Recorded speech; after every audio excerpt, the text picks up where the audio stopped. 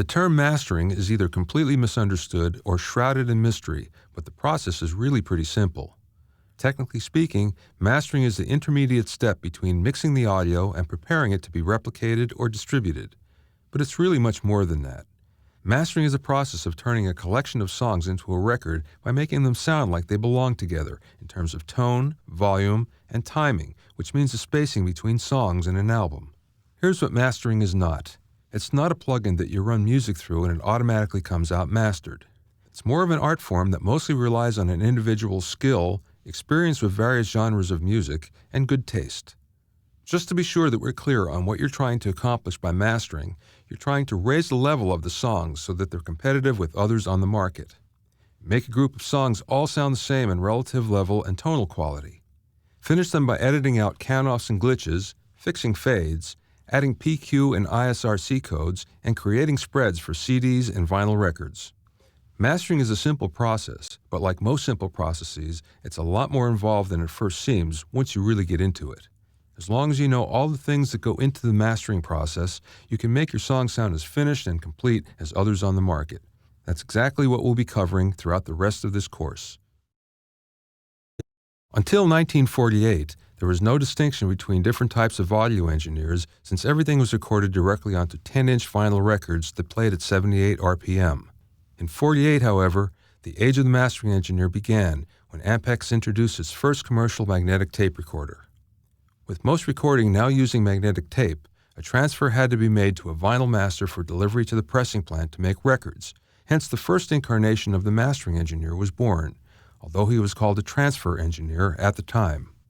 There was a high degree of difficulty in this transfer process because the level applied to the master vinyl lacquer when cutting the grooves was so crucial. Too low a level and you get a noisy disc. Hit it too hard and you destroy the disc and maybe the expensive cutting stylus of the lathe too. In 1955, Ampex released Selective Synchronous Recording, or CellSync, which now gave the multitrack recorder the ability to overdub and changed the recording industry forever. At this point, there became a real distinction between the recording and mastering engineer since the jobs now differed so greatly. In 1957, the stereo vinyl record became commercially available and really pushed the industry to what many say was the best-sounding audio ever. Mastering engineers, who are now known as cutters, found ways to make the discs louder and as a result less noisy by applying equalization and compression. Producers and artists began to take notice that certain records would actually sound louder on the radio, and if it played louder, then the listeners usually thought it sounded better, and maybe the disc sold better as a result. Hence, a new breed of mastering engineer was born, this one with some creative control and ability to influence the final sound of a record, rather than just being a transfer jock from medium to medium. An interesting distinction between American and British mastering engineers developed, though. In the U.S., mastering was, and still is, considered the final step in the creation of an album, while in the UK, they look at it as the first step in manufacturing. As a result, American mastering engineers tend to have much more creative leeway in what they're allowed to do to the audio than British engineers. With the introduction of the CD in 1982, the cutting engineer, who is now finally known as a mastering engineer, was forced into the digital age, using a modified video tape recorder called the Sony 1630 to deliver a digital CD master to the replicator, but still utilizing many of the analog tools from the vinyl past for EQ and compression. The 1989 introduction of the Sonic Solutions digital audio workstation with pre-mastering software provided a CD master instead of a bulky 1630. Now, mastering began to evolve into the digital state as we know it today. In the first half of 1995, MP3s began to spread on the internet, and their small file size set about a revolution in the music industry that continues to this day. This meant that the mastering engineer had to become well-versed in how to get the most from this format, something it took many mastering engineers years to get the hang of. In 1999, 5.1 surround sound and high-resolution audio took the mastering engineer into a new, uncharted but highly creative territory. And by 2002, most all mastering engineers were well acquainted with the computer, since virtually every single project was edited and manipulated in a digital audio workstation.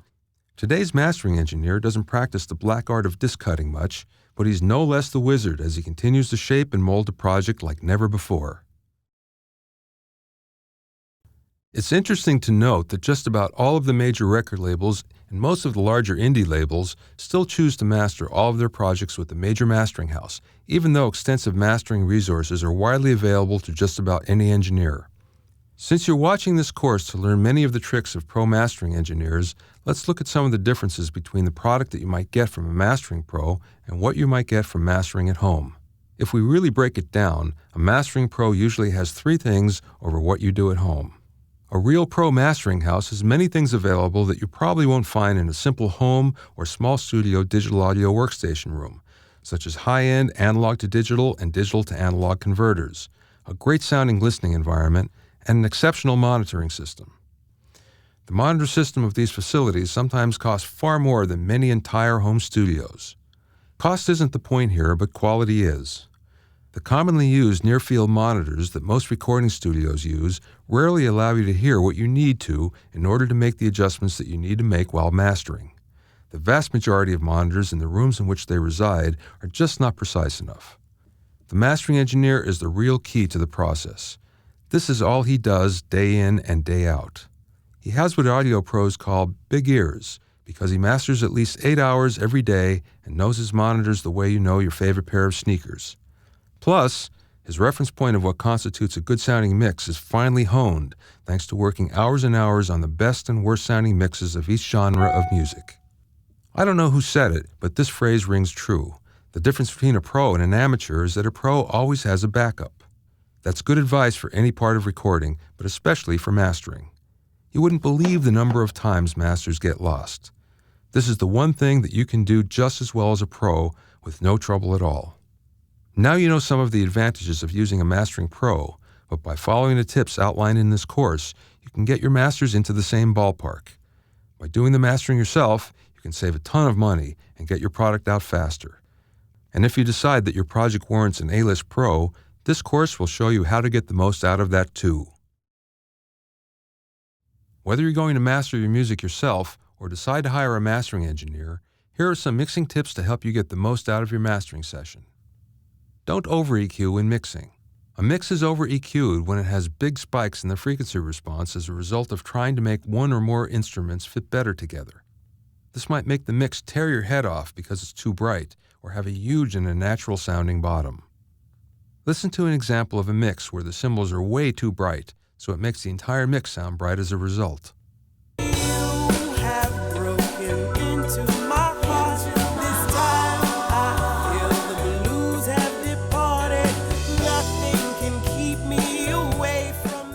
In general, mastering engineers can do a better job for you if your mix is on the dull side rather than too bright. Listen to this example of a dull mix.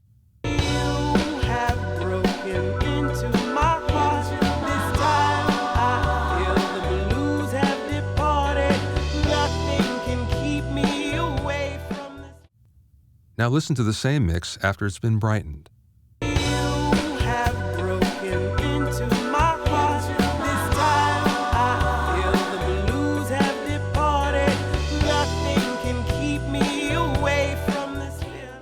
Likewise, it's better to be light on the bottom end than to have too much. Don't overcompress when mixing. Overcompression means that you've added so much mix bus compression that the mix is robbed of all of its life. You can tell that a mix has been overcompressed not only by its sound, but by the way its waveform is flatlined on the digital audio workstation timeline. You might as well not even master if you squash the recording too much already in the mix, since an overcompressed mix deprives the mastering engineer of one of his major abilities to help your project. Squash it for your friends and squash it for your clients, but leave some dynamics for your mastering engineer. Here's an example of a mix that's been overcompressed. There goes my heart again. All of this time I thought we were pretending. Nothing looks the same when your eyes are open. Here's a mix that hasn't been overcompressed and will give the mastering engineer more flexibility. Take notice that the level is a lot lower. All of this time I thought we were pretending. Nothing looks the same when your eyes are open. Now you're playing these games to keep my heartbeat spinning. Check your phase when mixing. It can be a real shock when you begin to master only to find out that the lead singer disappears from the mix because something is out of phase when you listen in mono. Even though this was more of a problem in the days of vinyl and AM radio, it's still an important point, since many so-called stereo sources such as television broadcasts or FM radio are either pseudo-stereo or stereo only part of the time. Check it and fix it if necessary before you get there. Here's an example of a mix that's out of phase in stereo.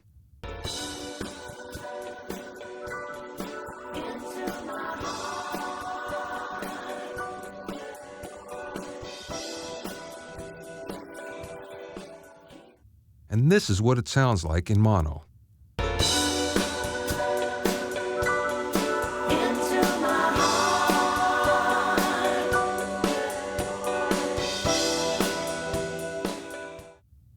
If you're making a vinyl record or CD, know the song sequence. Sequencing, or the tune order on the CD or vinyl record, is especially important, and making this list beforehand will save you money and mastering time. Many engineers and producers have the mistaken impression that once the final mix is finished, it's off to the mastering studio. There needs to be one additional session, known as a sequencing session, where you do any additional editing that's required and listen to the various sequence possibilities. This is really important if you'll be releasing in multiple formats such as CD and vinyl in different countries or territories, since they may require a different song order due to the two sides of the record. Having the levels match between songs is not important.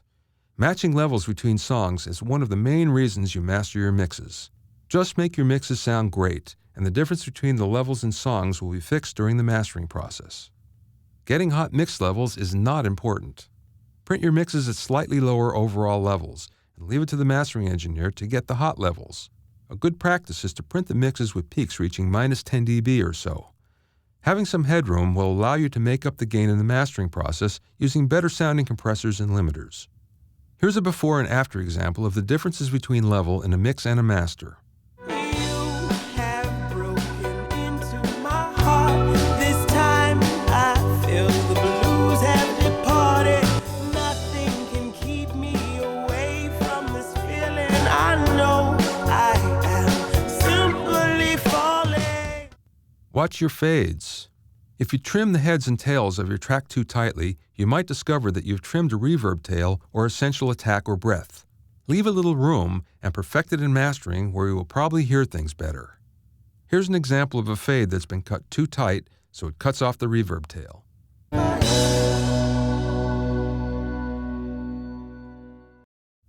Try using a fade that sounds something more like this.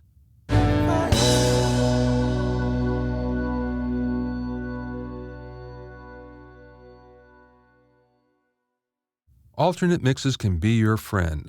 A vocal up, vocal down, or instrument-only mix can be a lifesaver when mastering. Things that aren't apparent while mixing sometimes jump right out during mastering, and having an alternate mix available can sometimes provide a quick fix and keep you from having to remix.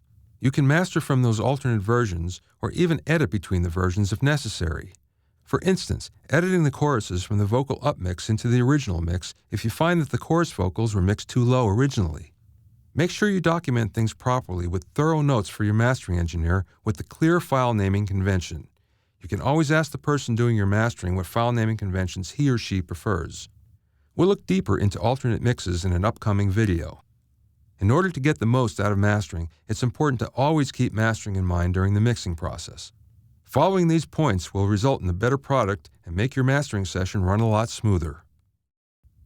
If you're not mastering your songs yourself, and instead are taking or sending your tracks to someone else to master, you'll make it easier on yourself and your mastering person if everything is well documented, and you'll save some money too. The biggest thing is to be prepared. If you're making a CD or a vinyl record, make sure that all of your song sequencing is complete before you get there. Be sure to include any FTP or shipping instructions to send your master to a replicator. Make sure to include any ISRC and UPC codes. We'll go over both in depth in some later movies. Finally, make sure that all files are properly ID'd for easy identification, including alternative mixes, especially if you're not there during the session. Having the right documentation can make your mastering session go a lot faster, which can be important, especially when you're trying to make a release date. All it takes is a little bit of forethought and preparation. Even though mixes in a digital audio workstation can be almost instantly recalled and changed, most mixers still print alternate mixes in order to make ultra-quick fixes during mastering possible.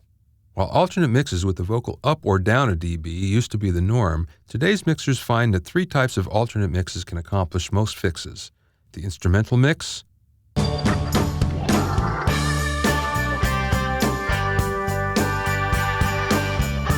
the a cappella mix, Let me tell you about your love, baby. Shaking that baby. and the TV mix.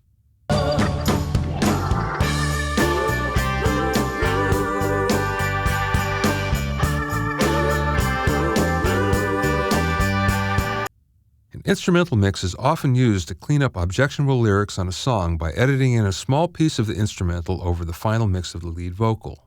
That way, the mix sounds a lot better than if the word is beeped out. It's also sometimes used for licensing to television shows. Let me tell you about your love, baby. Shaking that baby.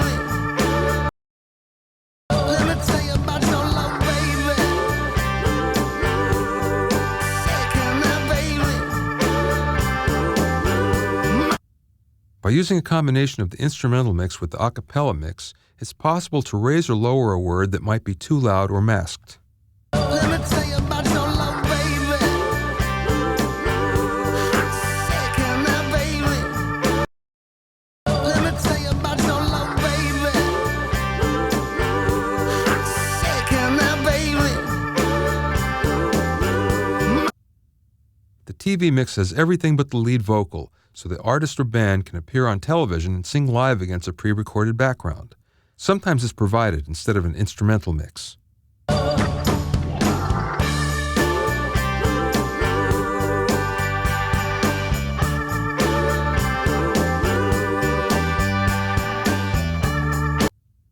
While editing may be an overlooked skill required during mastering, it can come in handy when alternate mixes are available.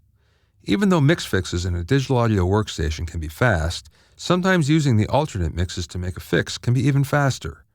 If you're on the fence about the level or EQ of a certain instrument in the mix, print a couple of options. Probably the one area that gets overlooked in most home studios is the listening environment, but it's important because the better your room sounds, the more accurate the audio from your monitors will be. While it's easy to spend a lot of money trying to improve your listening area, here are a few no-cost tips that can really make a difference. Avoid placing speakers up against the wall.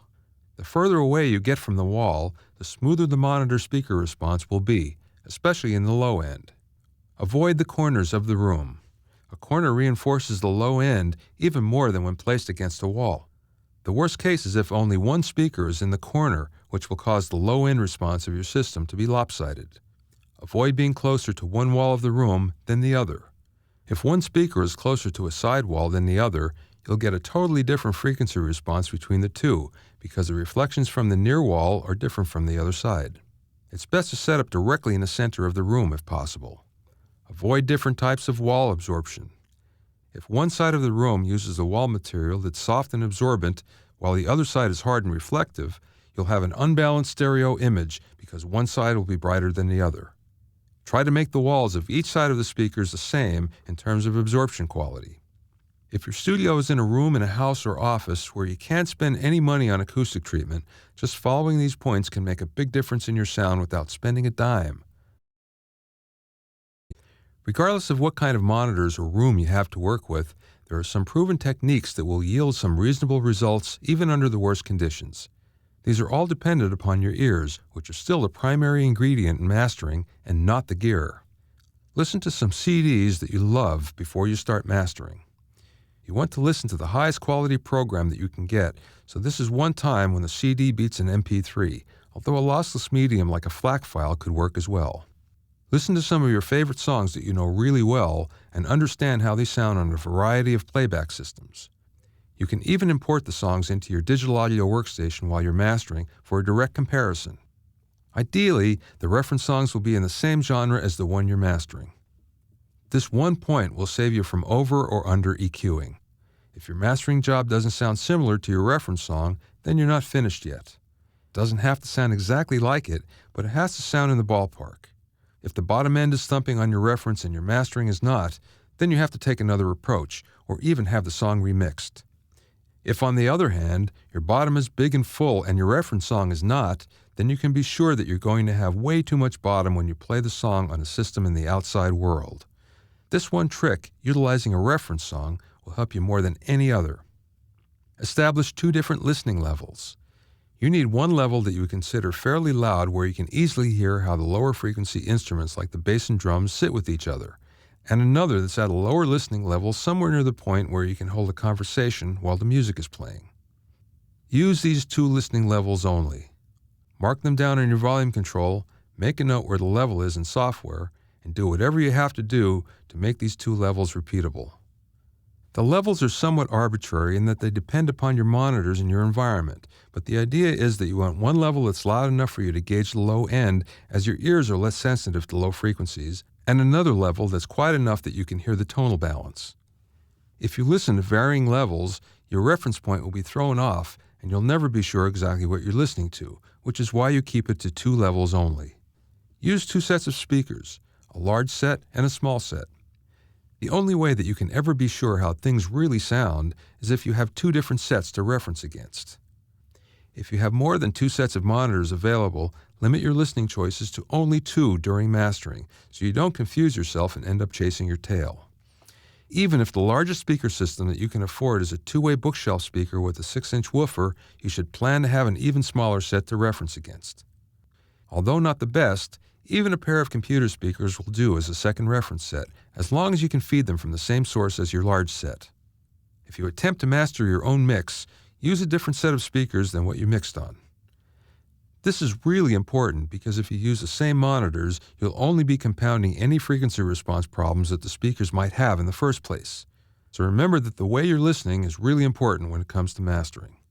Calibrate your ears by listening to something that you think sounds great first, preferably in the same genre as the project you'll be working on, then be sure to listen at only 2 levels on 2 different speaker systems during the process. Mastering is best done with monitors, but sometimes it's just not possible to listen to your monitors when you're working on music at home. When it's late at night and your kids, significant other, or neighbor is in the next room separated by only paper-thin walls, you have no choice but to try to work on headphones. Working on headphones does have 3 significant downsides, though. Your ears get tired. You can't wear them for as long as you need to, which might be as long as 8 to 12 hours, because your head and ears get tired from the extra weight. It's easy to get ear fatigue. You have a tendency to turn the phones up, which can lead to some quick ear fatigue, again limiting your ability to work for long periods. You get a false sense of what the mix is like. Because most professional headphones really sound great compared to earbuds, you get a false sense of what the mix is like, especially on the low end. This causes you not to work as hard getting the frequency balance of your mix right. It might not translate to speakers. If you mix or master something only on headphones, it might not work when played back on normal monitors. The balance and EQ may be much different when listening to the song with tiny speakers pinned to your ears versus listening on monitors which are some distance away. Although it's really helpful to know what your master will sound like on headphones, you still need to do most of your work on speakers to be sure that it will translate to a playback medium of any type. If you have no other option aside from using headphones, then make sure to follow the steps for the basic listening technique as outlined in the previous video. Mastering relies on the same basic set of tools as recording and mixing, but they're generally more precise in that they offer more control over all of the various signal parameters. These tools include compressors, limiters, equalizers, de-essers, and metering. In this chapter, we'll look at each tool as well as their ideal placement in the signal path. While it's easy to think that all music must be mastered the same way, different genres of music have different dynamic ranges that require a different mastering approach. Dynamic range is a term for the degree of dynamic variation in level within a piece of music.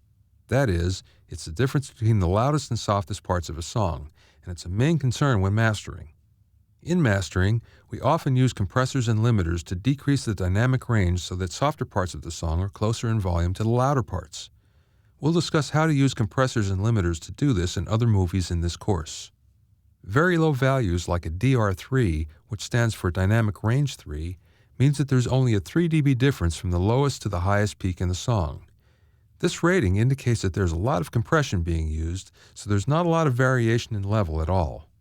Something that's more natural sounding might have a value of DR12 or more, meaning that there's at least 12 dB difference from the lowest to the highest peak in the song. Here's an example of a dynamic range meter that shows how different the dynamic range is from the peak level. Different genres of music sound different at different DR levels, though. Most music will be considered unpleasant sounding at DR6, but it might be perfectly acceptable for something like electronic music. With most pop, rock, R&B, and hip-hop, a DR of 8 might be quite comfortable, which will not work for jazz, folk, country, or classical music, which sounds a lot better with at least a DR of 12. Let's look at some examples thanks to musicmachinery.com. If we look at the famous Dave Brubeck song, Take 5, we can see that at its quietest, it drops as low as -33, and at its loudest, it's at -15, which is a difference of 18 dB or DR18. On the other hand, if we look at Metallica's Cyanide, we see that the range goes only from -3 to -6 dB for a DR3, which is why so many people find it unpleasant to listen to. Led Zeppelin's venerable Stairway to Heaven goes from about -40 to about -5 dB, which is a dynamic range of 35. Now look at Muse's supermassive black hole with a range of only 4 dB. Here's a list of different averages for different genres of music. As you can see, some genres like jazz and classical have a large dynamic range, while others like hip-hop and rock have a very narrow one. Dynamic range is one of the most important aspects of mastering, but it's all too often overlooked. As you go forward in the course, keep in mind that dynamic range is a major factor in the sound of your finished project.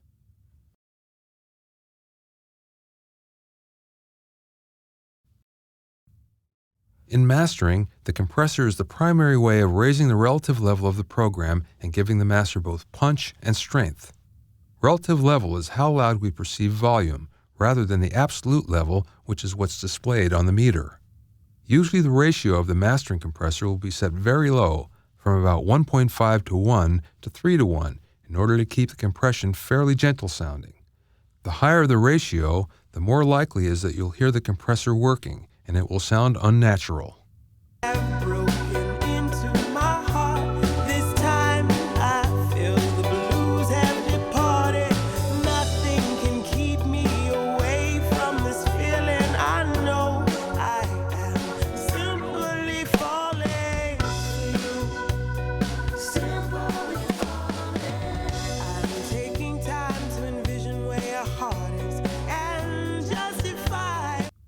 The key to getting the most out of a compressor is the attack and release controls, which have a tremendous overall effect on a mix and therefore are important to understand. Generally speaking, transient response and percussive sounds are affected by the attack control setting. Release is the time it takes for the gain to return to normal, or zero gain reduction. In a typical pop-style mix, a fast attack setting will react to the drums and reduce the overall gain.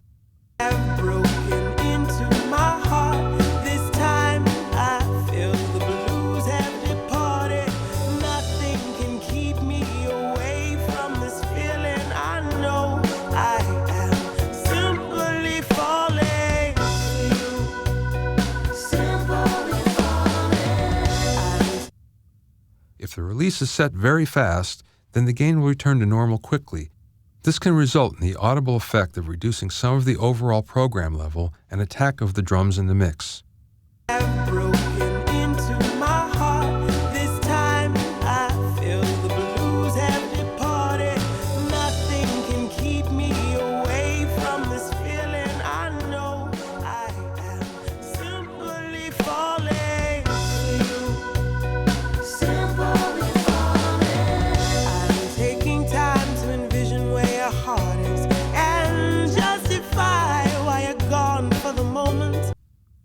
As the release is set faster, any gain changes that the drums cause might be heard as pumping, which means that the level of the mix will increase, then decrease noticeably.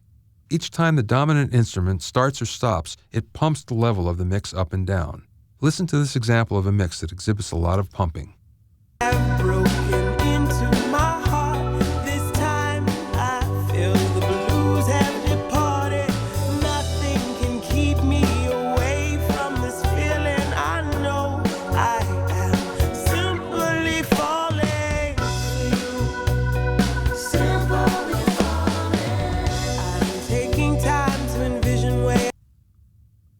Compressors that work best on a full range of full program material generally have very smooth release curves and slow release times to minimize the pumping effect. A limiter is a compressor with a very high compression ratio and a very fast attack time, so it's able to catch the fast peaks of an audio signal. In order to understand how a limiter works in mastering, you have to understand the composition of a typical music program first. In general, the highest peak of a source program, a song in this case, determines the maximum level that can be achieved in a digital signal. Because many of these upper peaks are of very short duration, they can usually be reduced in level by several dB with minimal audible side effects. By controlling these peaks, the entire level of the program can be raised several dB, resulting in a higher average signal level. That's what we use a limiter for. Most digital limiters used in mastering are brick wall limiters. This means that no matter what happens, the signal will not exceed a certain predetermined level, and there will be no digital overs. A brick wall limiter is usually set anywhere from -1 dB to as high as -0.1 dB, and once set, the level will never go beyond. There are many popular mastering limiters that are commonly used, from the Waves L1 and L2 to the Universal Audio Precision Limiter to the T-Rex brick wall limiter to ones by Isotope, Massey, and many others. By setting a digital limiter correctly, the mastering engineer can gain at least several dB of apparent level just by the simple fact that the peaks in the program are now controlled. One of the most important duties of the mastering engineer is fixing the frequency balance of a project if it's needed. Of course, this is done with an equalizer, but the type used and the way it's driven is generally far different than during recording or mixing. Where in recording you might use large amounts of EQ, anywhere from 3 to 15 dB at a certain frequency, mastering is almost always in very small increments, usually in tenths of a dB to 2 or 3 at the very most. What you will see is a lot of small shots of EQ along the frequency band though, but again in very small amounts. For example, these might be something like +1 at 30 Hz, +0.5 at 60 Hz, +0.2 at 120, -0.5 at 800, -0.7 at 2500, +0.6 at 8K, and +1 at 12. Notice that there's a little happening at a lot of places. Another technique that's used frequently is known as feathering. This means that rather than applying a large amount of EQ at a single frequency, you add small amounts at the frequencies adjoining the main one. An example of this would be instead of adding +3 dB at 100 Hz, you would add +1.5 dB at 100 and +0.5 dB at 80 and 120. This lessens any potential sonic side effects brought about when using large boosts of equalization and results in a smoother sound. Mastering is one area where large amounts of EQ are an indication that there's something wrong with the mix. Top mastering engineers will frequently send a mixer back to redo a mix, and that's something you should consider as well. In mastering equalization, less is definitely more. Sibilance is a short burst of high-frequency energy where the S's of a vocal are overemphasized. This can come from a combination of mic technique by the vocalist, the type of mic used, and heavy compression on the vocal track and mix bus. Sibilance is generally felt to be highly undesirable, so a special type of compressor is used to suppress it, called a de-esser. Most de-essers have two main controls, threshold and frequency, which are used to compress only a very narrow band of frequencies anywhere between 3K and 10K to eliminate sibilance. Modern software de-essers are much more sophisticated, but the bulk of the setup still revolves around those two parameters. One frequently used additional feature is a listen button that allows you to solo only the frequencies that are being compressed, which can be helpful in finding the exact band of offending frequencies. While vocals are the usual recipient of de-essing, sometimes a de-esser might be used to control an excessive high frequency from other instruments. Cymbals, guitars, and even the snare drum can occasionally benefit from this unique tool. The de-esser is an essential tool for modern mastering, and modern software de-essers are better than ever at doing the job. We'll look closer at just how to use it in a video in the next chapter. There are more metering tools available to the mastering engineer than the simple metering that we're used to during recording, because the mastering process requires a lot more visual input to tell you the things that you need to know. Paying attention to the meters is extremely important in mastering, much more so than mixing, especially when you're trying to achieve hot levels.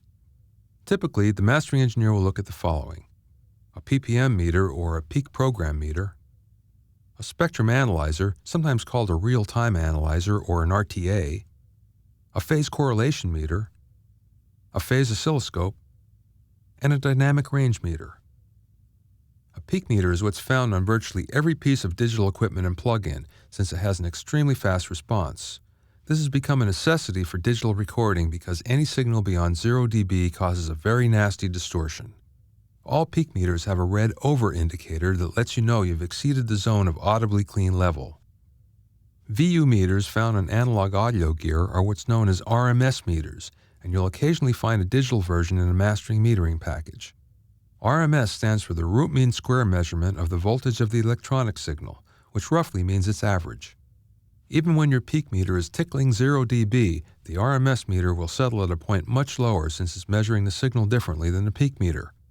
We don't use RMS meters much these days since a peak meter is much more precise, but in the pre-digital days, that's all that was available, and it's still what many engineers are used to. The phase scope gets its name from the fact that in the early days of recording, the phase between the left and right channel was checked by an old-fashioned oscilloscope, which is nicknamed a scope. Phase is extremely important in a stereo signal, because if the left and right channels are not in phase, not only will the program sound odd, but instruments panned to the center, like lead vocals and solos, may disappear if the stereo signal should ever be combined into mono. While the phase scope takes some time to get the hang of, the phase correlation meter is dead simple. Any signal that's drawn towards the right-hand +1 side of the meter is in phase, which is good. Any signal that's drawn towards the left-hand -1 side of the meter is out of phase, not good. In general, any meter readings above 0 and in the right-hand positive side of the scale have acceptable mono compatibility. A brief readout towards the left-hand negative side of the scale isn't necessarily a problem, but if the meter consistently sits in the negative side, it could represent a mono compatibility issue. Keep in mind that the wider your stereo mix is, either by panning or wide stereo reverbs, the phase correlation meter will tend to indicate more towards the left side, but as long as the signal stays mostly on the right, your compatibility should be good to go. A spectrum analyzer is an excellent tool for determining the frequency balance of your program by looking at it in 1/6 octave portions. It's especially effective for singling out particular frequencies that are too hot and for dialing in the low end. Contrary to what you might think, when you look at the analyzer, the object is not to aim for a totally flat response. The deep bass below 40 Hz and the ultra highs above 10K are almost always rolled off compared to the other frequencies. It's very useful to look at other mastered songs that you think sound really good and get a feel for what they look like on the analyzer. Keep in mind that your mastering job will probably not look like your chosen sample, since each song is unique, but if it's the same genre, it might be close by the time you finish working your mastering magic. The dynamic range meter is very similar to a peak meter, but adds the additional function of measuring the dynamic range of a signal. Check out the movie on dynamic range if you missed it for more information on dynamic range. While you don't need all of these meters to do a proper mastering job, they all do serve a purpose and can be helpful in identifying problem areas in your mixes and mastered tracks. The way the various processors are inserted in the signal path can make a big difference in the sound of the final product. Here are a couple of different possibilities. The compressor will give you the apparent level and is equally as important as the limiter to the mastering process. If you want to master like the pros, you must use both. Although the equalizer might change position from after the compressor to before, the usual signal chain looks like what you see here. An equalizer placed before the compressor will cause the compressor to act on any frequencies that are boosted first. This might not be the sound you're looking for, and that's why you might want to place the EQ after the compressor instead. The limiter is always the last in the signal chain, no matter how many other devices you add and in which order, because it adds any additional level and stops any overs from happening. Some mastering engineers also use a separate side signal path known as a sidechain. This is used in order to gain even greater control or to make sure that no one processor is driven too hard. The signal path is critical to mastering success. Whether it's a simple 3-processor chain or something much more complex, be sure that the limiter is the last processor in the path. If you're mastering on a normal digital audio workstation like Pro Tools, Cubase, or Logic, it's difficult to quickly bypass multiple plugins for a quick A/B test. Here's an easy way to set up this function in any workstation by using subgroups. The first thing we're going to do is we're going to add at least 2 subgroups. In this case, we're in Pro Tools, so these are actually called aux channels, but they're the same thing. And what we're going to do is we're going to assign our final mix channel. So we've imported our final mix, and it's right here. And this is our 48K or 96K 24-bit file. It's our high-res file that comes from the mix. And what we're going to do is assign it via buses to all of the subgroups. In this case, it's bus 1 and 2, and it's assigned to one subgroup. You can see bus 1 and 2 here. And that one doesn't have any processing. Here's the second subgroup channel, and again, you can see it's assigned bus 2. And in this case, it has our mastering processes. It has a compressor and it has a limiter. And then we've also set up a third one here. And of course, you can see the input is bus 1 and 2. And we have a compressor and a second compressor and a limiter. So there's 3 processors on this channel. So it's a little more compressed and it's a little more processed. And if we play, we can hear all 3 of them, and you can hear the difference.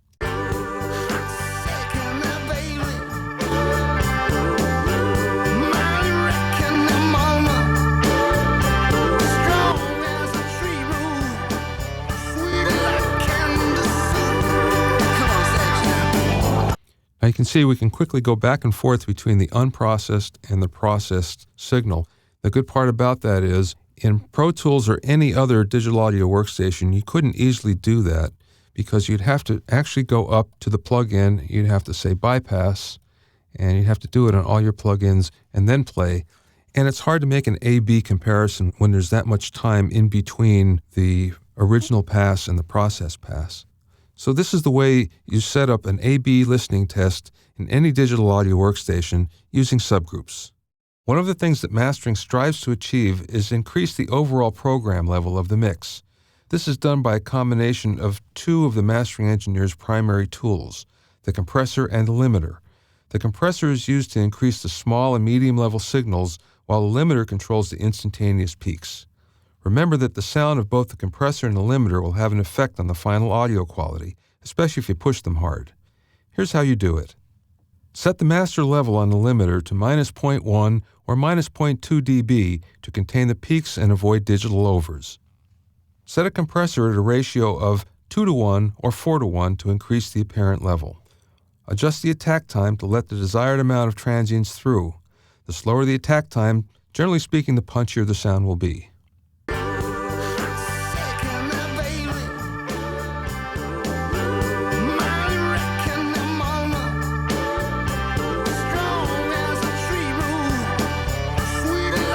Adjust the release time to keep the track punchy sounding.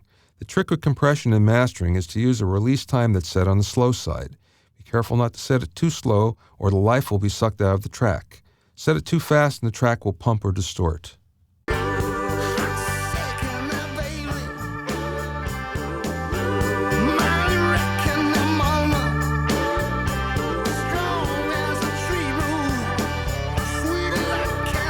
Decrease the threshold to increase the amount of compression, which is usually less than about 5 dB.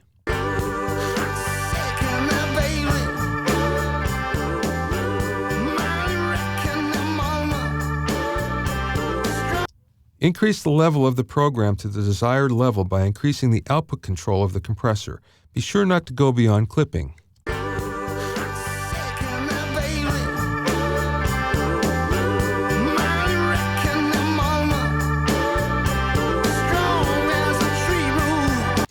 Increase the limiter threshold to increase the limiting and final level of the program. The more you increase the limiting, the louder the program will get, but the more compressed it will get as well, which generally doesn't sound that good.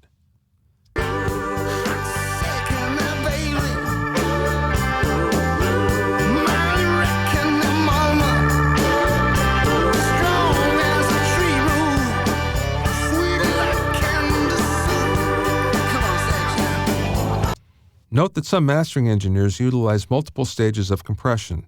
That is, more than one compressor in the signal path, so they can spread out the gain increase over several devices. This technique can create simultaneously a smoother yet more powerful sound.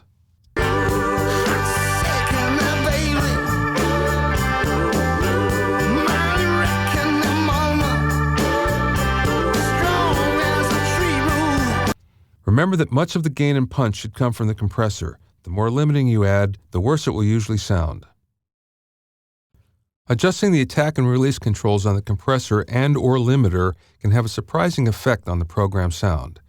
Slower release settings will usually make the gain changes less audible, but will also lower the perceived volume.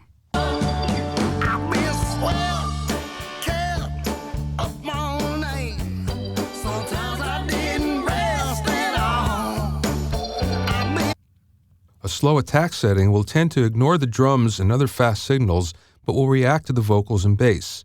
A slow attack setting might also allow a transient to overload the next piece of equipment in the chain.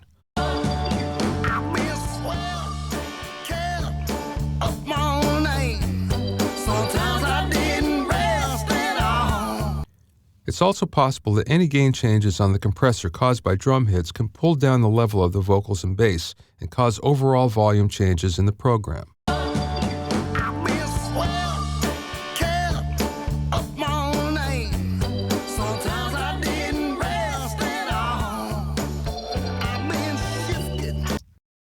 Usually only the fastest attack and release settings will make the sound pump or distort.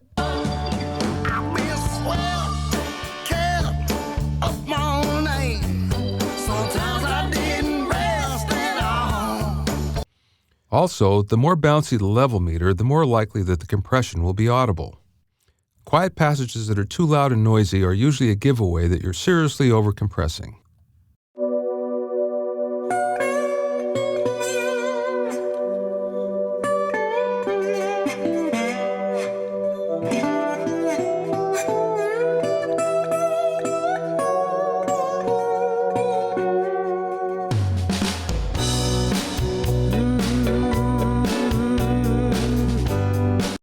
So don't just set those attack and release controls to the middle and forget about them.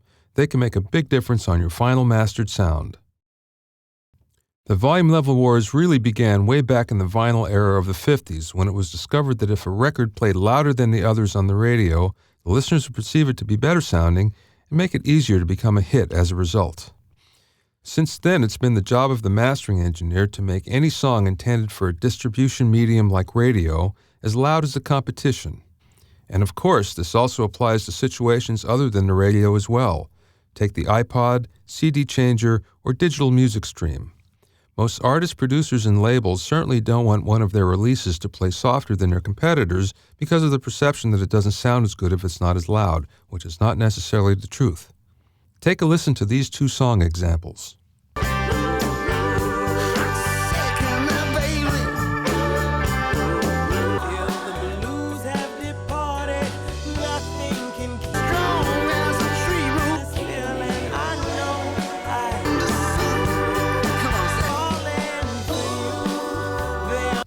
Your ear naturally gravitates to the louder one. Now, all the listener has to do is turn the volume control up to make them sound the same, but that usually doesn't happen. That's why it's up to the mastering engineer to at least get the level in the same ballpark. Take a listen now.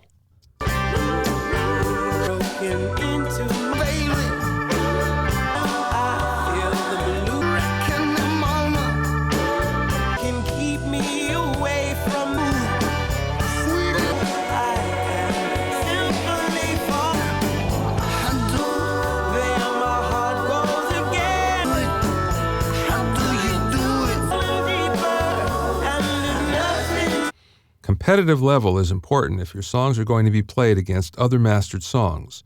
Trying to squeeze every ounce of level out of a track to make it as loud as the next one is a lot harder than it seems, and that's where the art of mastering comes in. That said, sometimes all you have to do is get it in the ballpark. Over the years, it's become easier and easier to make recordings that are hotter and hotter in perceived level, mostly because of new digital technology that has resulted in better and better limiters. Today's digital look-ahead limiters make it easy to set a maximum level of usually -0.1 or -0.2 dB full scale and never worry about digital overs and distortion again. The problem is this can come at a great cost in audio quality if you're not careful. Too much bus compression or over-limiting either when mixing or mastering results in what's become known as hypercompression. There goes my heart again. All of this time I thought we were pretending. pretending. Nothing looks the same when your eyes are open. Now you're playing these games to keep my heartbeat spinning. Hypercompression is to be avoided at all costs because it can't be undone later. It can suck the life out of a song, making it weaker sounding instead of punchier. MP3s have a hard time encoding hypercompressed material and can insert unwanted side effects as a result. Studies have shown that it causes listener fatigue, so the consumer won't listen to your recording for as long or for as many times.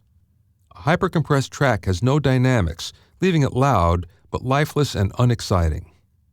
On a DAW, it's a constant waveform that fills up the audio region in the timeline. Here's how the levels have changed on recordings over the years, using this hit recording from the 80s and its subsequent reissues as an example. Now let's take a listen to a hypercompressed song. There goes my heart again.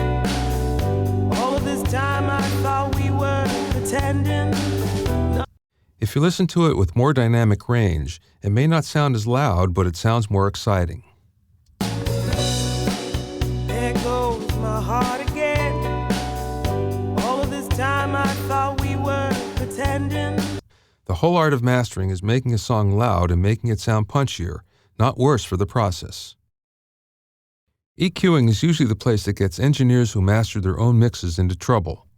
There's a tendency to overcompensate with the EQ, adding huge amounts, usually on the bottom end, that wrecks the frequency balance completely. Luckily, there are some rules that can be followed to avoid this. The first rule is, listen to CDs that you like first before you touch an EQ parameter. Remember, no MP3s. The more CDs you listen to, the better. You need a reference point to compare to, or you'll surely overcompensate. Try importing several mastered songs into your mastering session that you can constantly compare to. The second rule is, a little EQ goes a long way. If you feel that you need to add more than 2 or 3 dB, you're better off to mix the song again. Where in recording, you might use large amounts of EQ at a certain frequency, mastering is almost always in very small increments, usually in tenths of a dB to 2 or 3 at the very most in rare cases. What you will see is a lot of small shots of EQ along the audio frequency band, but in very small amounts. For example, you might see something like -1 at 30 Hz, plus 0.5 at 60 Hz, plus 0.2 at 120, minus 0.5 at 800, minus 0.7 at 2500, plus 0.6 at 8K. Notice that there's a little happening at a lot of different places. If you have to add a lot of EQ, it's time to go back and remix. That's what the pros do. It's not uncommon at all for a pro mastering engineer to call up a mixer and tell him where he's off and suggest that he do it again. Rule number 3 is equally important. Keep comparing the EQ'd version with the original version. The idea of mastering is to make the song or program sound better with EQ, not worse. Don't fall into the trap where you think it sounds better just because it sounds louder. The only way to understand what you're listening to is to have the levels pretty much the same between the EQ'd and the pre-EQ'd track. That's why an app like T-Rax is so great for mastering. It has an A/B function that allows you to compensate for the increased levels so that you can really tell if you're making it sound better or not. Departed, nothing can keep me away from this feeling. I know I am simply falling for you. Simply falling. I'm taking time to envision where your heart is and justify why you're. Keep comparing the song you're currently working on to all the other songs in the project that you've previously worked on. The idea is to get them to sound all the same. It's pretty common for mixes to sound different from song to song, even if they're done by the same mixer with the same gear. But it's your job to make the listener think that the songs were all done on the same day in the same way. They've got to sound as close as possible to each other as you can get them, or at least reasonably close as to not stand out. We were pretending, baby. Playing these games to keep my heart beats as a tree root, sweet like candy. Remember, even if you can't get the songs to sound just like your best-sounding CD, your mastering job will still be considered pro if you can get all the songs to sound the same in tone and volume. Sibilance is a short burst of high-frequency energy where the S's are overemphasized. This requires a special type of compressor called a de-esser to suppress it. Here's an example of a song with a fair amount of sibilance that doesn't yet have a de-esser applied. Sometimes it's easy, sometimes it's rough. Just can't seem to ever get enough.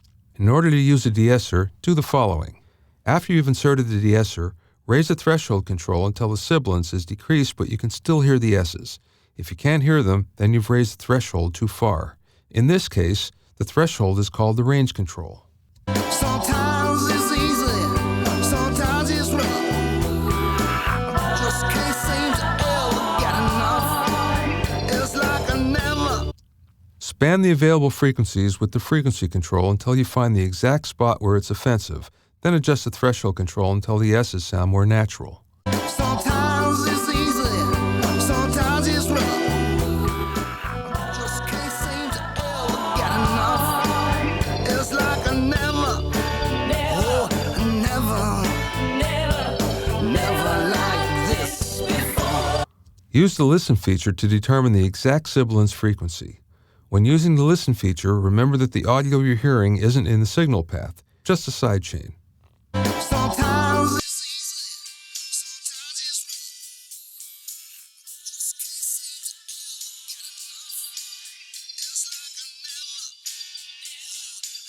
rough. Don't forget to disengage Listen when you've found the correct frequencies. Here's what it sounds like with the de-esser applied. Sometimes it's easy, sometimes it's rough. Sometimes it's easy, sometimes it's rough. Sometimes it's easy, sometimes it's rough. Sometimes a default fade that's added to the beginning or end of a track just doesn't sound natural.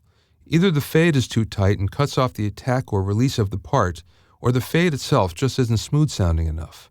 Now is the time to fix any fades that don't work in the track by adjusting the fade timings. The first thing we'll do, in this case, is have a listen.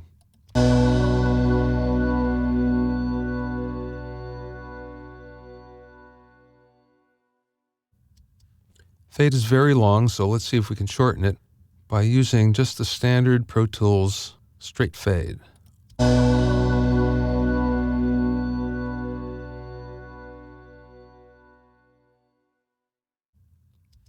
And we can shorten it up a bit more to there.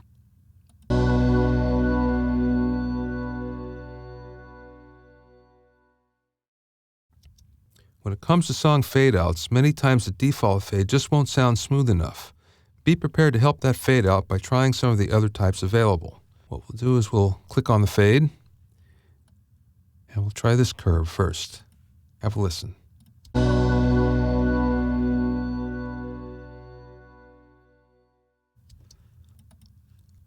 Let's try another one that's more exaggerated still.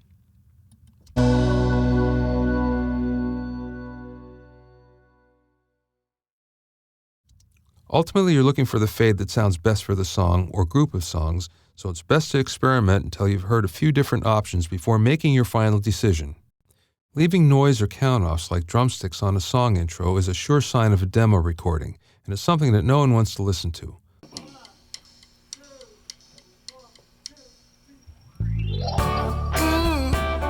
First, make a splice from the count-off to the downbeat of the track. Then mute the count-off just in case you ever need it again. Now use a fade-up before the song starts.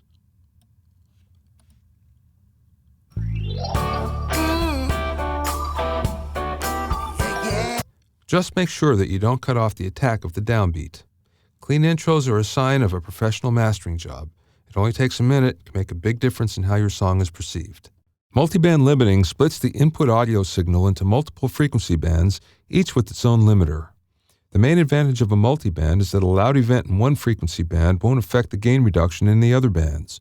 That means that something like a loud kick drum will cause the low frequencies to be limited, but the mid and high frequencies won't be affected. This allows you to get a more controlled, hotter signal with far less limiting than with the typical single band limiter. Here's how it works. In this case, we're going to be looking at a Waves L3 multi-maximizer, and as you can see, it's broken down into 5 bands, 2, 3, 4, 5, and we have very low, low, mid, and highs. Now, the first thing we're going to do is set our output ceiling. I like to set it at -0.2 because I like that extra little bit of headroom that you get from it, and you don't hear the difference anyway. So that kind of works for me better. But -0.1 is what a lot of pro mastering engineers use. Now, the threshold control will control the threshold for all 5 frequency bands at the same time. And let's hear what it does. Again, all of this time I thought we were pretending. Nothing looks the same when your eyes are open. Now you're playing these games, keep my heartbeat spinning. Now, the beauty of this is you can actually see what's happening in each band, and it's graphically showing you which band is being affected at the same time. Now, a couple interesting things that we can do with this is we can use this as a tone control. And watch what happens as I increase the different bands. You can hear different sets of frequencies increase, and they sound very natural. It sounds a little bit better than if you were to use an EQ. Have a listen. Again, all of this time I thought we were pretending. Nothing looks the same when your eyes are open. Now you're playing these games, keep my heartbeat spinning. Show me love, show me love, show me everything my heart is capable of. You reshape me like butterfly origami, yeah. Now, what we're doing, in fact, as we raised the level there, we're actually decreasing the threshold. In other words, there's less limiting that's happening in that particular band. The other thing we can do is we can affect where the crossover point in the band is. In other words, how many frequencies is this band actually affecting at the same time? So that's one type of multi-band limiter that you'll see. Here's another one, just as an example. This is from T-Rex. And as you can see, this breaks it down into 3 bands instead of 5 like we saw. So there's a little less variation that you can get, but you can still get quite a bit. And take notice, things are a little bit different. Input drive here really means that it's the overall threshold control for all the 3 bands. So let's have a listen to this. Again, all of this time I thought we were pretending. Nothing looks the same when your eyes are open. Now you're playing these games, keep my heartbeat spinning. Show me love, show me love, show me everything my heart is capable of. Now again, you can hear how it acts as a tone control. As we increase the level, what we're actually doing is causing less limiting in that particular frequency band. We can also control where the crossover points are. So for instance, have a listen as we change the low frequency crossover point. Again, all of this time I thought we were pretending. Nothing looks the same when your eyes. And you can hear that, in fact, there are more frequencies that we're affecting at one time, which is what the crossover does. It either provides more or fewer frequencies that that particular band will affect. The multi-band limiter provides a lot more precision than what you get from a normal compressor or limiter, increasing the level while keeping the sound natural. Setting the stereo imaging of a mix is an important function of mastering, giving the mastering engineer complete control over how wide or narrow the sound field will be. Let's take a look at how this works.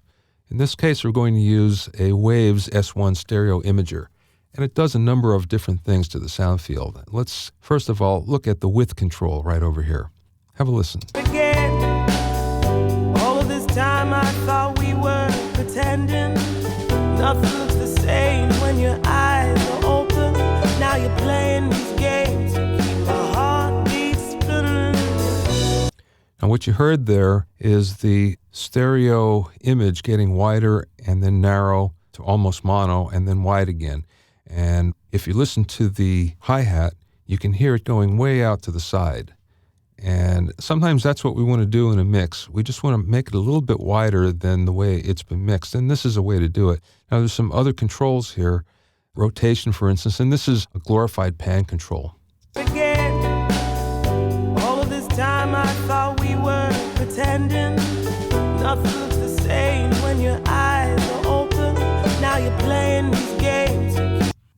The symmetry is basically the same thing. It's another form of a pan control. Again, all of this time I thought we were pretending. Nothing looks the same when your eyes are very subtle. It's mostly the reverb you hear that's moving. Almost everything we do in a normal mastering session has to do with the width control, which will widen or narrow the sound field.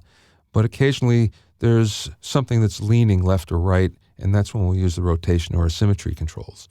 Now, there's another tool that we can use that's very similar. Here's one called Center. And what this is doing is actually affecting the center of the stereo image and also the sides. Have a listen. Again, all of this time I thought we were pretending. Nothing looks the same when your eyes are open. Now, what it did there is it moved the sides back into the middle, and then as we moved it up to +6, it actually expanded them. So in other words, we did pretty much what the other plugin did, is we expanded the stereo field or we narrowed it.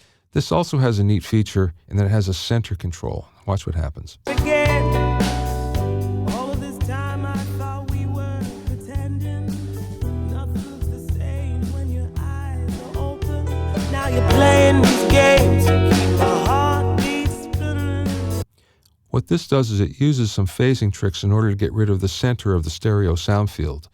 This is almost a karaoke mode, if you will, where just about everything leaves except for the reverb, and you hear that off to the side. And the reason why you hear that is because the reverb was actually mixed in stereo and the stereo was pan wide. That's why you hear it that way.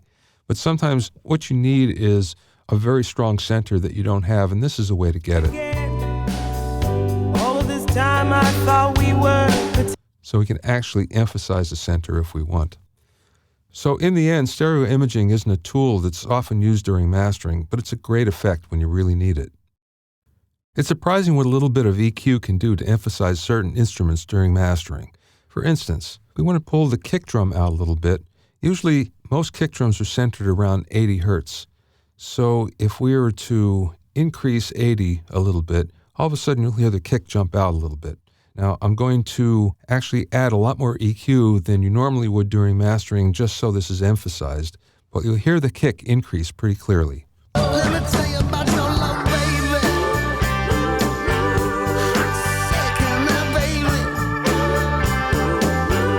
My wrecking the moment. Strong as a tree root. Sweet like candy soup. Come on, Sergio. How do you do it? How do you? Now, you can hear the kick jump up a little bit, but so did the bass. And that's what will happen. One will affect the other because their frequencies are crossing over somewhat. The other thing that we'll usually do is with the Q, if you're using a parametric equalizer, we'll narrow the Q, and that allows you to actually center in on the frequencies a little bit more. As a matter of fact, let's try that again, and we'll narrow it even more and see if we can just zero in on the kick alone. Let me tell you about your love, baby. Second, baby. My wrecking the moment. Strong as a tree root. You can hear it pretty well there. And again, usually when we're mixing, we're usually using a very wide Q, and that means something around 1 or 2 or even less than 1, which means the bandwidth is very wide, like you can see here. And it usually doesn't sound as good if we're using big chunks of boost when we go to a very narrow Q, which is something around here, around 5.5. But for mastering, what we're going to do is zero in on just these certain frequencies so it actually works okay, and we're not going to add a huge amount. And again, I'm emphasizing it here, but normally it might be 1 dB or 2 at the very, very most. And here we're boosting it by 6, but you're able to hear very clearly what happens with the kick. One of the interesting things with EQing during mastering is, and this is what everybody kind of wants, it's girth to the mix. And where this comes from is from 40 to 60 hertz. Now, you might not hear this unless you have really good headphones or you're listening on fairly large speakers, but this is where you get a lot of the power of the mix. And again, it's girth. It's not necessarily bass, it's bottom. And you don't want to add too much of this because, in fact, you can make it very muddy. But I'm going to emphasize it a little bit here, a little bit more than normal anyway. Let me tell you about your love, baby. Second, baby. My wrecking the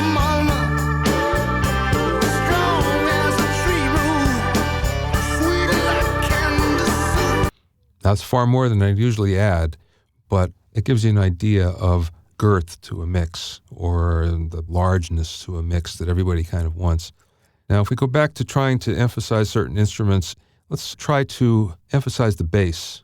This is the bass guitar. So usually it's somewhere around 100 to 120, maybe even as high as 150. Let's have a listen. Let's go up to 120 or so and go from there. Let me tell you about your love, baby. Second now, baby. My wrecking the moment. Strong as a tree root. Sweet like candy soup. Come on, Sage. Now you can hear that what we're doing is we're pulling that out just a little bit. The bass guitar frequencies, if it's mixed well, don't normally center on one frequency around 120. They go fairly low, and it may go as low as 60, and it may go as high on the low end anyway as 200 or so. And then we'll pick it up again at about 1K. And 1K will do a couple things. That will bring out the snap in the bass and will give you a little bit of definition. It will also bring out the definition of the kick by allowing you to hear the beater. And this is the actual beater against the head. Let's have a listen. Let me tell you about your love, baby. Second now, baby. My wrecking the moment. Strong as a tree root. Sweet like candy soup. Come on, Sage. How do you do it? How do you do it? Now you can hear the beater of the kick a lot better than the bass. The bass was recorded very well, so it already has a lot of high end. But if you don't have high end on a bass, this is kind of where you get it. And it's somewhere around 1K, maybe a little higher, maybe a little lower. Sometimes 800 works on the bass, sometimes 1200 works. It just depends on the instrument and the mix. The next place we're going to go is the snare. And the snare is usually between 2K and maybe 3K. Maybe a little higher on certain higher pitched snare drums, but we can bring it out of the mix pretty well. Have a listen. Let me tell you about your love, baby. Second now, baby. My wrecking the moment. Strong as a tree root. Sweet like candy soup. Come on, Sage. How do you Now you can hear just a little bit more of the snap than you heard before.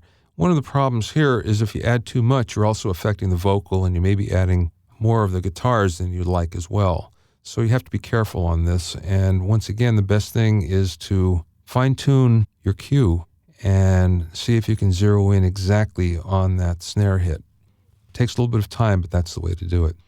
The next thing we usually want to do is bring out the vocal a little bit more. And the vocal resides somewhere between 4 and 6K, at least the parts that we want to bring it out in front of the mix a little bit.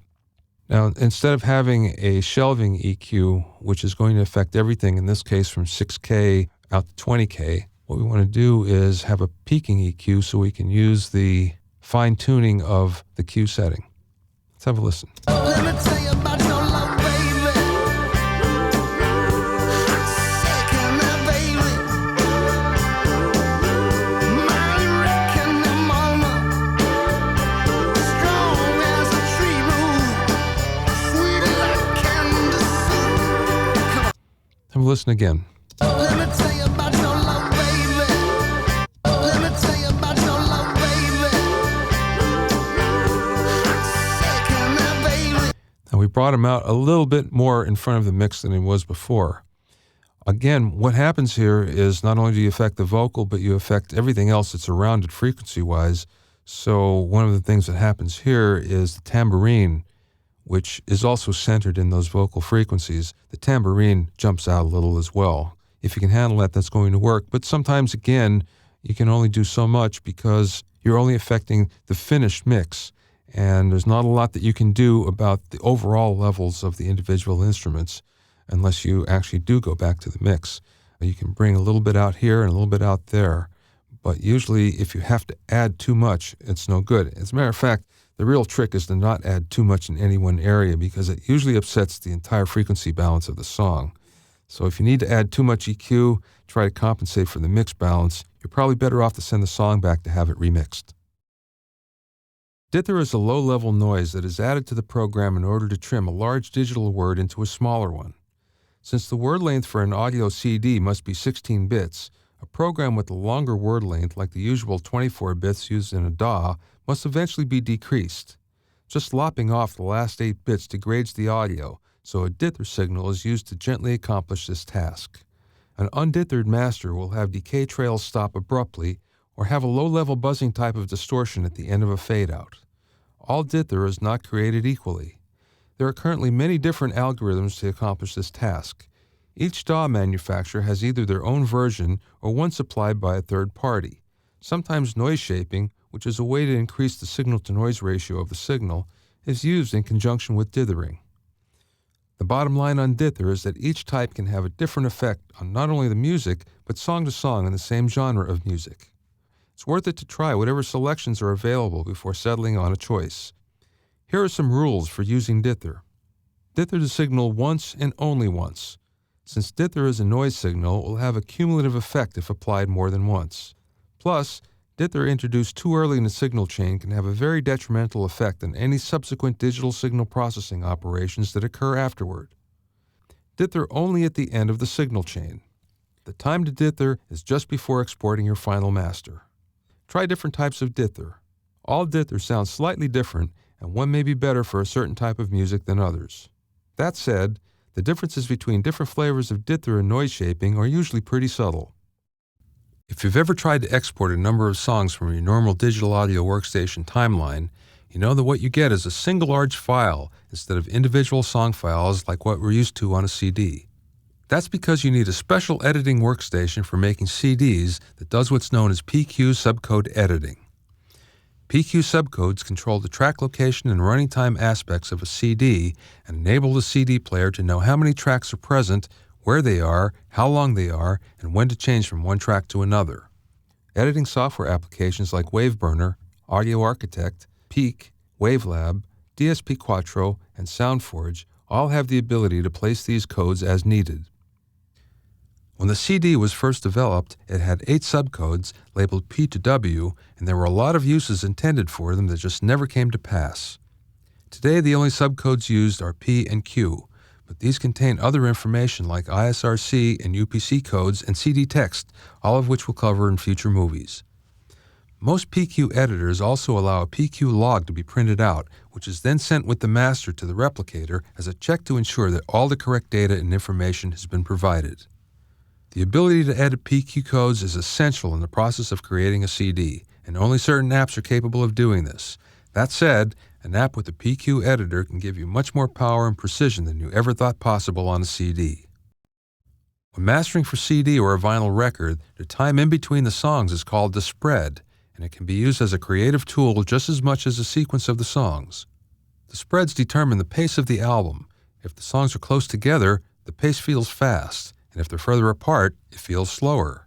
Sometimes a combination of the two feels about right.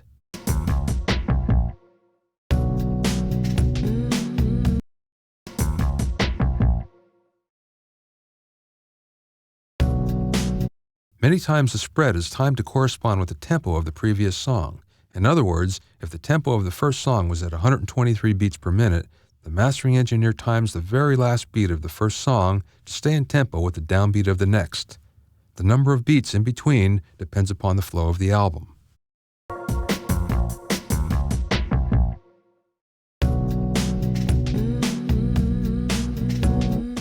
Occasionally a crossfade is used between songs, so there's no real spread, but that's still a decision usually left for mastering as well.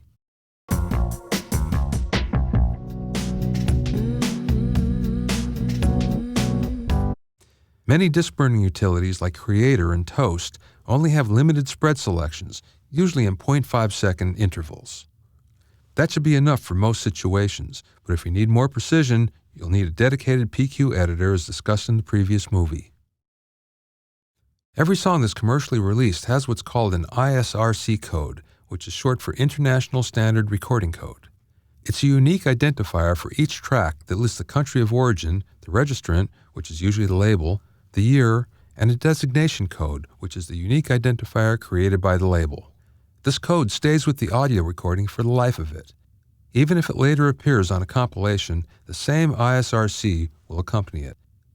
If a recording is changed in any way, it requires a new ISRC, but otherwise it will always retain the same ISRC independent of the company or format it's in. So how do you get an ISRC code? If you digitally distribute your music through TuneCore or CD Baby, they'll automatically assign one for you. Many replicators will assign ISRCs for you too, but they'll charge you a fee. That being said, it's easy enough to register yourself. Go to usisrc.org to register. They'll assign you a 3-digit registration number, and you can begin to assign ISRC codes to all your music.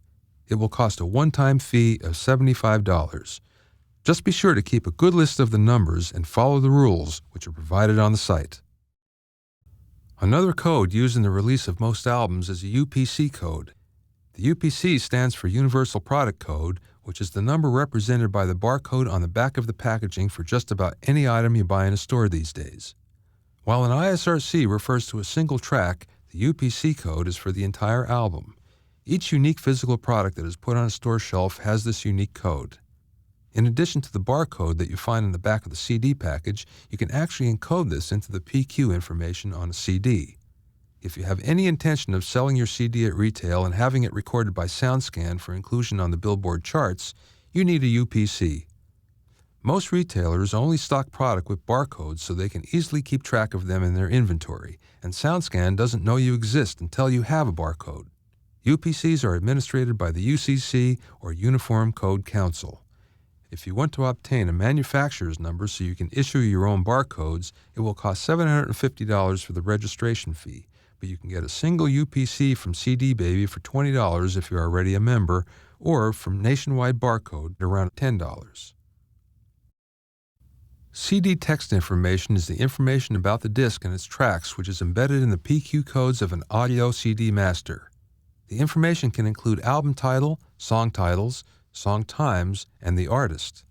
In order for the CD text to be displayed on a playback device, the device must be a CD or DVD text-enabled player. Not all players and computers are text-enabled. Most applications that allow you to insert PQ codes will also allow CD text info to be inserted, but it's not automatic and must be selected in a menu. There are two ways to deliver your master to a disk replication facility: audio CD or DDP file. While audio CDs work for this purpose, they are far from ideal. No matter how good the media and the burner are, there's still going to be a number of errors in the data. That's not the case with Disk Description Protocol or DDP files, however. DDPs are delivered as data on a CD-ROM, DVD-ROM, exabyte tape, or transmitted via FTP, and are the industry standard method for audio delivery files for replication. The error correction employed by Disk Description Protocol is designed to be more robust than that of an audio CD. It ensures that the audio master received by the replicator will have as few errors as possible in the data.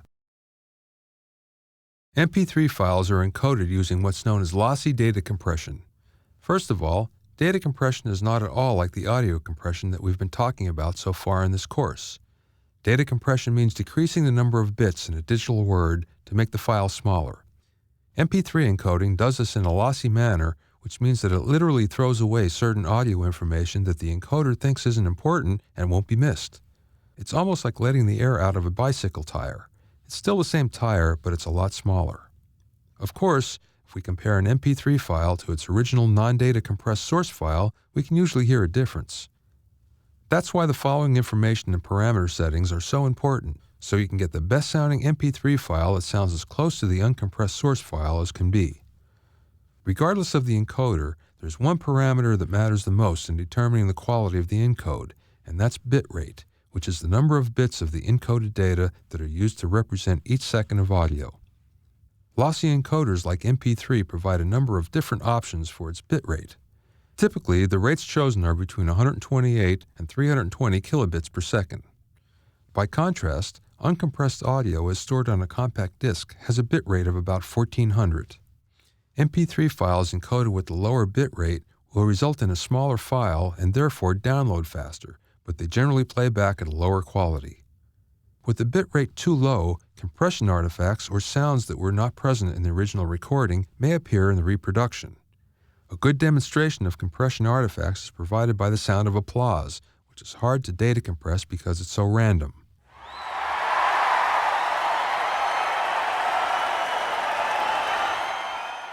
As a result, the failings of an encoder are more obvious and become audible as a slight ringing.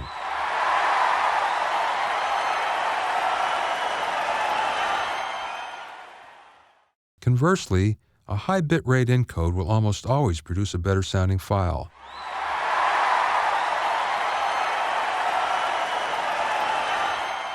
But also results in a larger file, which may take an unacceptable amount of storage space or time to download. In these days of seemingly unlimited storage and widespread high-speed internet, that's becoming less and less of a factor. 128 kilobits per second has the lowest acceptable bit rate, but may have marginal quality depending upon the encoder. This results in some artifacts, but a small file size. 160 kilobits per second is the lowest bit rate considered usable for a high-quality file. 320 kilobits per second provides the highest quality and may even be indistinguishable from a CD. There are 3 modes that are coupled to bit rate that have a bearing on the final sound quality of the encode. Constant bitrate mode, or CBR, maintains a steady bitrate regardless of the complexity of the program. CBR mode usually provides the lowest quality encode, but the file size is very predictable. Average bitrate mode, or ABR, varies the bitrate around a specified target bitrate. Variable bitrate mode, or VBR, maintains a constant quality while raising and lowering the bitrate depending upon how complex the program. Size is less predictable than with ABR, but the quality is usually better.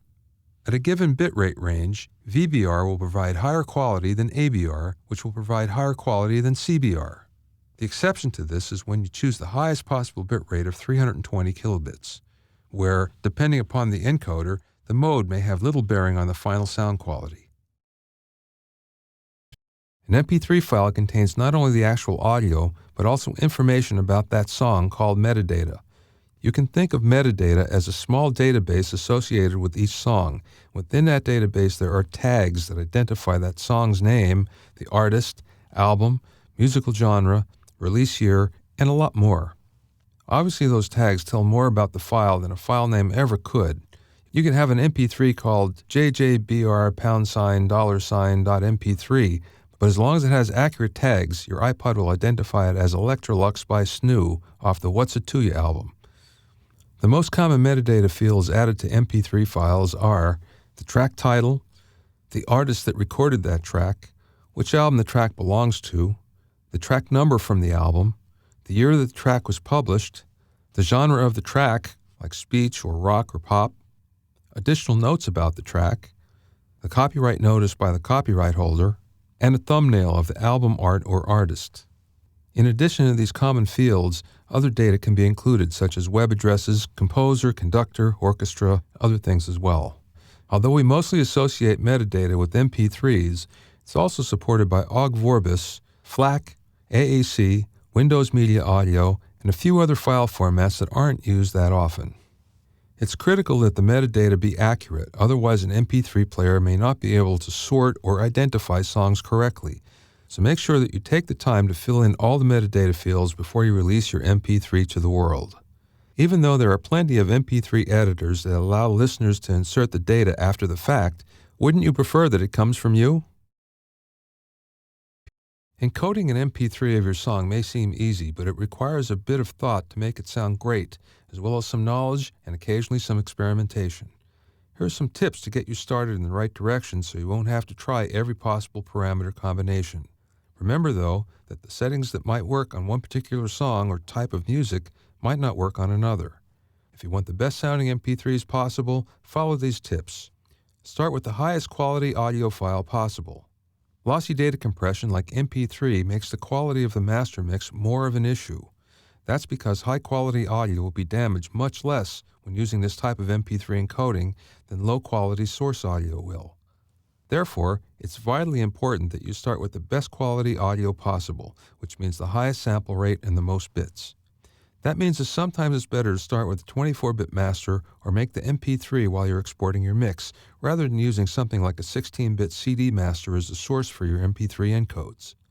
Filter out the top end at whatever frequency works best, and you can judge by ear. MP3 has the most difficulty with high frequencies. Rolling them off liberates a lot of processing for encoding the lower and mid frequencies. You trade some top end for better quality in the rest of the spectrum. A busy mix can lose punch after encoding. Sparse mixes, like acoustic jazz trios, seem to retain more of the original audio punch. Use variable bitrate mode. Turn off mid-side joint stereo, intensity joint stereo, and stereo narrowing. Don't use a bitrate below 160 kilobytes per second. Higher is always better. Don't hypercompress. Leave some dynamic range so the encoding algorithm has something to look at. Set your encoder for maximum quality, which allows it to process for best results. The encoding time is negligible anyway. MP3 encoding results are hotter. Remember, MP3 encoding almost always results in the encoded material being slightly hotter than the original material. Limit the output of the material intended for MP3 to minus 1.1 dB instead of the commonly used minus 0.1 or minus 0.2 dB, so you don't get digital overs. It's also important to listen to your encode. A/B it to the original and make any additional changes you feel necessary before settling on the final product. Sometimes a big thick wall of sound encodes terribly, and you need to ease back on the compression and limiting of the source track master. Other times, heavy compression can make it through the encoder better than with a mix with more dynamics. There are a few predictions one can make after doing it for a while, but you can never be certain, so listening and adjusting is the only way to be sure. A format that's recently gotten a lot of attention is the lossless FLAC format, which stands for Free Lossless Audio Codec. It works somewhat the same as a standard MP3 file, only it's lossless like a zip file, and designed specifically for audio. Unlike other lossless codecs by DTS and Dolby, FLAC is non-proprietary, is unencumbered by patents, and has open-source implementation. What's more, FLAC has been adopted as a release format of choice by some of the world's biggest recording artists, from Pearl Jam to Nine Inch Nails to the Eagles, and even reissues from the Beatles. FLAC supports a bit depth from 4 to 32 and up to 8 channels, and even though it can support any sampling rate from 1 Hz to 655,350, you don't need to specify a bit rate because it automatically determines it from the source file. Plus, it has a Q-sheet metadata block for storing CD table of contents, track, and index points. It's an excellent way to deliver the highest fidelity music file with a reasonably small file size, but it's not yet supported by all applications or players. Although many digital audio workstations don't have a FLAC encoder built in, there are a number of players and encoders that can be downloaded for free, as well as a QuickTime playback component and iTunes scripts. There are a number of online databases that store album information that is accessed by such programs as iTunes, Windows Media Player, and Winamp to display album and song info on computers. Perhaps the best known is CDDB, or Compact Disc Database, which is a database that allows a music player application to look up audio CD information over the Internet, which then displays the artist name, CD title, track list, and some additional information. CDDB is a licensed trademark of Gracenote Incorporated. The information in a database like CDDB is linked to CDs that have had CD text embedded in the masters by their mastering engineers, and that info appears on the manufactured CDs. The artist is totally responsible for all information for the CD text, and the mastering engineer simply inserts the information that the client provides for the text. There are other online databases besides CDDB, including Muse, FreeDB, and MusicBrainz, and although the CD identification process used by these databases may differ from the original CDDB process, the concept is the same. You can submit your album data to CDDB using iTunes by naming the CD tracks and then using the Submit Track Names option under the Advanced menu. Once your CD is imported into iTunes, click into a track name and select Get Info. On the Info tab, type in the track name, artist name, album name, select the genre, and year of release. The next button will take you to the next track. Continue until all the tracks are titled. Go to Advanced and click Submit CD Track Names. Within 2 or 3 days, Place the CD back in the CD-ROM drive, go to Advanced, and click Get Track Names. This is a re-query button that clears your local cache and shows that your CD information now comes from CDDB. Since identification of CDs is based on the length and order of the tracks, CDDB can't identify playlists in which the order of the tracks has been changed, or compilations of tracks with different CDs. CDDB also can't distinguish between different CDs that have the same number of tracks and the same track lengths. If you need more information on CDDB submissions, fixes, or the service in general, go to gracenote.com/about/FAQs. If you want to distribute your work via online stores, you might want to consider one of the big three distribution services, CD Baby, TuneCore, or Reverb Nation.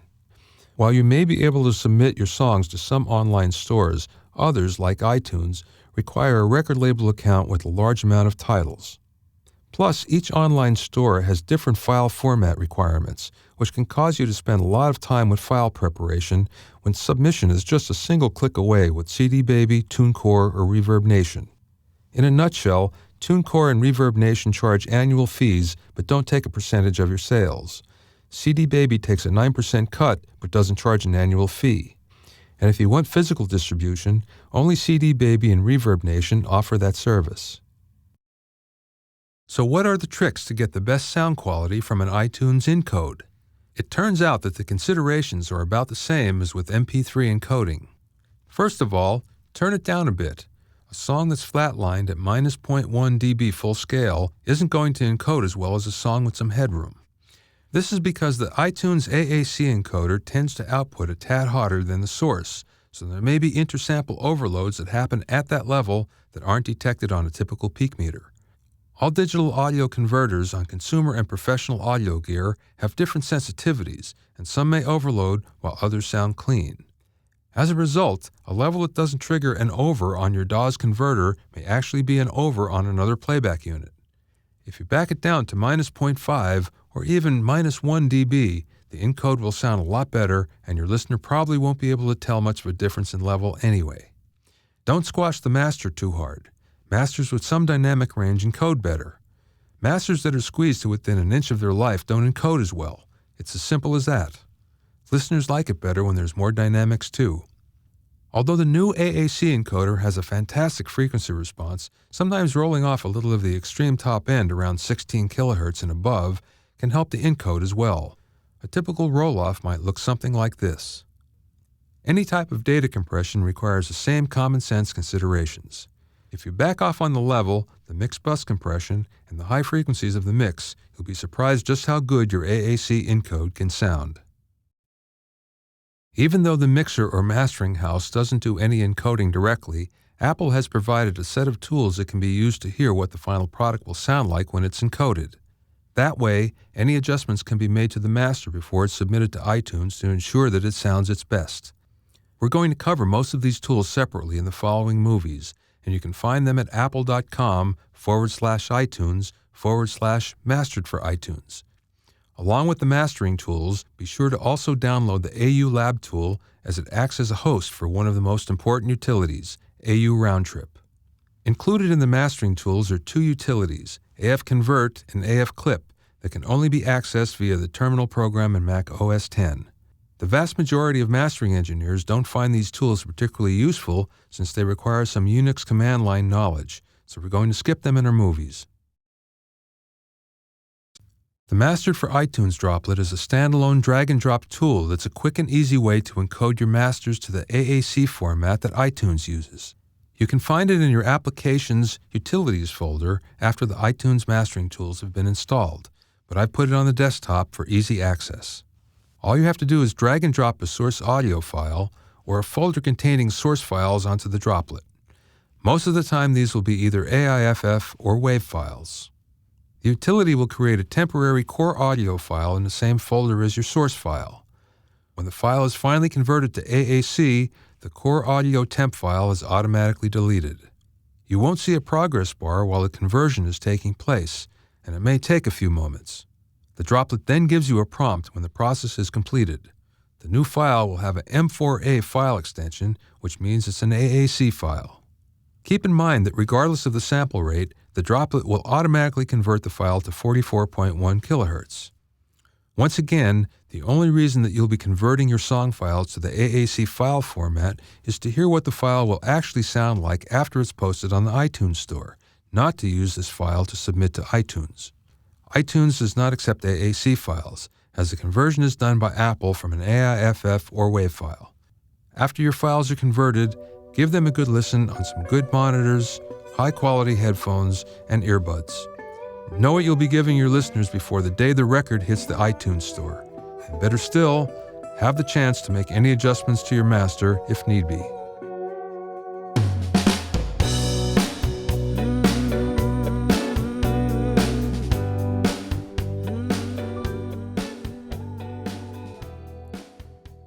Just as the Master for iTunes Droplet tool made encoding to AAC easier, the Audio to Wave Droplet makes converting an AAC file back to Wave easy as well. You can find it in your Applications Utilities folder after the iTunes mastering tools have been installed, but once again, I've put it on the desktop for easy access. Not only does it work with the AAC file format, but it also works with any audio files that are natively supported on Mac OS X, such as MPEG or CAF files. To use the Audio to Wave Droplet, drag and drop audio source files or folders containing those files onto the droplet. The droplet will then convert those files to WAV format files. The newly created WAV files will be named using the names of their corresponding source files and will be placed in the same folder. AU Round Trip AAC is another tool that can be used to compare an AAC file to the original source audio file to check for clipping. It includes clip and peak detection as well as a simple listening test environment. The Audio Unit plugin can be used in any Audio Unit host application, such as Logic or AU Lab. AU Lab is available as a free download at apple.com/iTunes/mastered for iTunes, and is mainly designed as an Audio Unit host for developers, but it has an application for Audio Unit auditioning like this one as well. So after the program is launched, we're going to go up and we're going to say, give us a new file. And in this case, what we're going to see is the routing for our input and output. And you can just go and select exactly where you want. And we're just going to keep it where it is in digital input and built-in line output and create a document. Now this document, in fact, gives us an input channel, but the input channel that it's giving us is the actual input from the microphone. And this is the input going into this computer. We don't want this in this case, so what we're going to do is we're going to mute it by clicking on the 1 there. What we do want is another channel, but it's not exactly what you think. We're going to go up here to the Edit window and hit Add Audio Unit Generator. Now it's going to give us a choice of exactly what we can use as a track here, and we're going to say AU Audio File Player, because really what we want to do is we want to play a file. So there's our generator window. Now what we're going to do is go to Effects and go down to Apple. And you can see what we're seeing here is all our various plugins that are available in this program, but we really only want the one, and it's down at the bottom, Round Trip AAC. Now this gives us a second window. So now what we want to do is get a file to play back. So we're going to go up here to our original master of Simply Falling and drag it over into the window, and now we play it from here.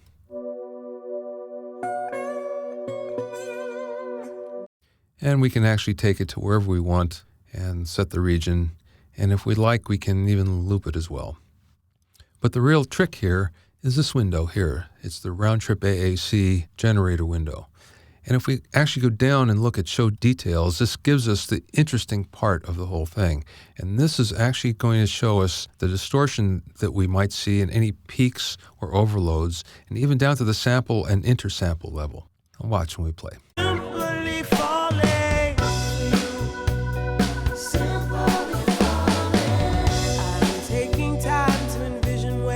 Take notice what just happened there. We had two different pieces of distortion that happened. We had one on the source file and one on the encode file. And this is the really cool trick about Round Trip AAC. It allows us to listen to what the source file, the original 48K 24-bit, in this case, file, and what the encode might be. And this is the AAC encode that might be on the Apple Store after they encode it. What we're seeing here is there were two clips. There's one on the source file and another on the encode. And it comes down and it tells us exactly where those clips were. It says we had a left channel clip and it was one intersample clip that happened. That's not very much, actually, and it's not something that we'd really hear. Intersample clips are interesting because they're really peaks that happen in between each sample. It's not something that we hear as distortion as much as you put enough of them together and suddenly it doesn't sound clean anymore. So we want to stay away from those if possible. And of course, any sample clips we definitely want to stay away from because we can definitely hear those. So let's play a little more. I'm going to move up to a place that I know is kind of loud here. And let's play this. Can keep me away from this feeling. I know I am simply falling through. Then my heart goes again in your arms. And we can see we have some additional clips that happen. And let's go back and listen between the source and the encode again and see if you can hear the difference. I'm falling deeper, and there's nothing to break me away from this.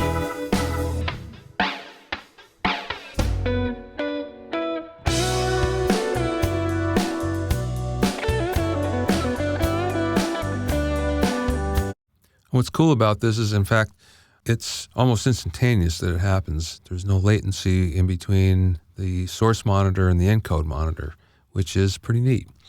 The other thing that Round Trip AAC gives us is a listening test. If we click on this window here, we can see it sets up a blind A/B test.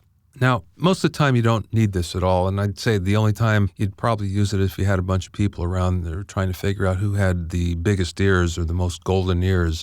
But nonetheless, this allows you to, in a blind test, figure out on an average who could hear the most correct number of cycles. And this gives us two modes here. There's a test cycle mode and there's a training mode. And really, the training mode is just so we can kind of figure this out and play with it for a little bit. So watch.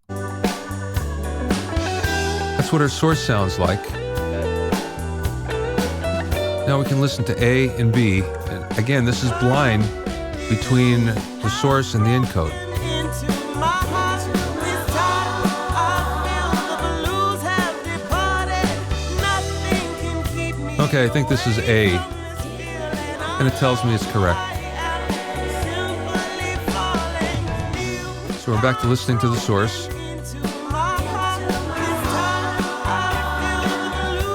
Okay, now I think this is B. And you can see it tells us we're incorrect. If I uncheck training mode, we'll actually do this 20 times. And at the end of the 20th time, it will take an average of all those to see exactly how good our ears are. And once again, this doesn't really prove anything except how well you can hear the AAC encoder, or if you can't hear it at all. So as you can see, AU Round Trip shows you where any overloads are occurring on either the source file or the encode.